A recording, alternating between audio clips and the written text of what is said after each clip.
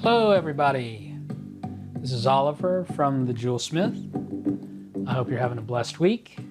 I'm really excited to start a new segment video called the Jewelsmith Designs.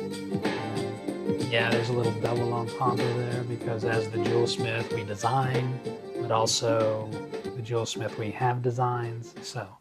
But anyway, we'll be showing some computer-aided designing in this segment, all the way from very basic to more elaborate designs, and we'll go step by step so you can actually eventually do it yourself. Hopefully you'll get a rudimentary understanding, and as you get into the theory and the concepts, you'll be able to expand into doing your own designing.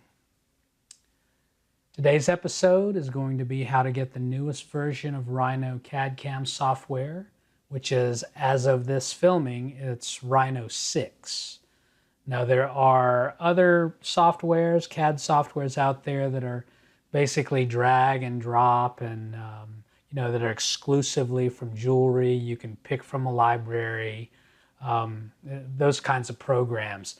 And a lot of them are much easier to use. But if you can get an understanding of how things are made in Rhino, you'll be able to carry that knowledge over into other applications. So as a beginner, the other programs are a lot more expensive. And as a hobbyist, you may not want to make that $4,000 or $5,000 investment. But you can actually download a trial version of Rhino 6 for free. Yep. After 90 days, you can still use the program. You just can't save your projects. So I'm going to walk you through how to get your trial version of Rhino 6. So the first step is to go to rhino3d.com/download. You'll see here the Rhino 6 for Windows evaluation link. And it also says try this full version for 90 days. After 90 days, saving and plugins stop working unless you buy a license. Now, a Rhino plugin is a software that enhances Rhino's functionality. It will add commands and features like rendering software. That would be a plugin.